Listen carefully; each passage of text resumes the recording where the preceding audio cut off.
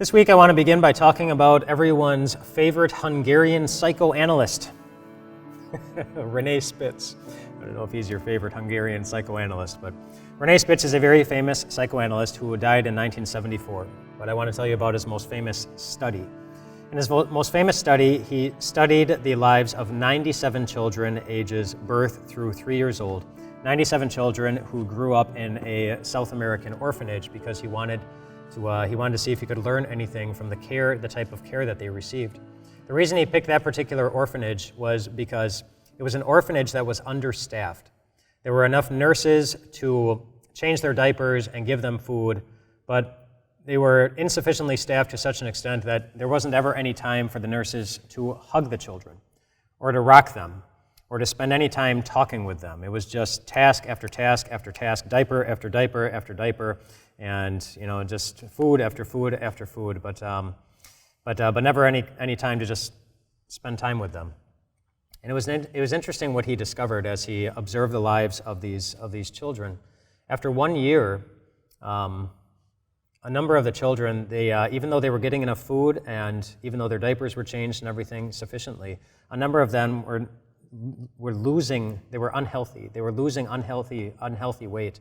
After 2 years, a number of them were so unstable, and it was obvious that they were so unstable emotionally that when a nurse would pick them up, they would start screaming violently as if something so unusual were happening. As he observed them through 3 years old, a number of the children, almost 30 of the children, died before the age of 3.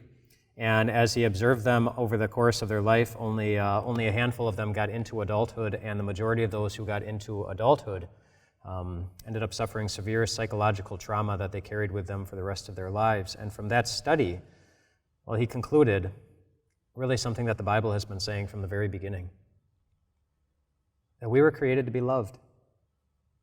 That God created us to be loved. And this week we're going to spend some time talking about what that means and what that looks like when we extend that love to others. But this week, as we begin a week in which we focus on God's love, I want to remind you of two important aspects of God's love for you. And the first one is this, that God loves you. God loves you uniquely. Uniquely. In Psalm 139, addressing God, the psalmist says, "For you created my inmost being, you knit me together in my mother's womb. I praise you because I am fearfully and wonderfully made. Your works are wonderful. I know that full well." Or another way to summarize what that passage says is, you wouldn't be here if God did not want you to be here. And you would not be who you are if God did not want you to be exactly who you are. There has never been another you in the history of this whole world. God loves you uniquely. He considers the work of putting your life together, of putting your body together, wonderful. You are a wonderful work of God. And the second aspect of God's love that I want us to collectively celebrate this week is this. It's that God loves you closely. He loves you closely.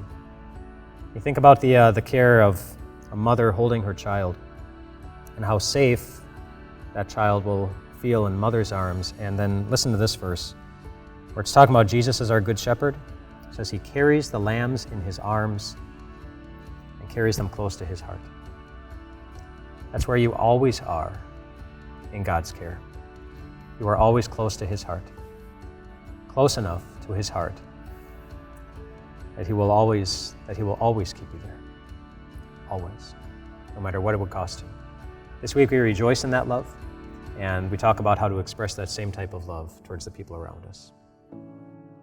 Do you struggle to find time to connect with God? Well, click here to subscribe to our daily email. We'll make sure that you hear about God's promises, his love, and his amazing word.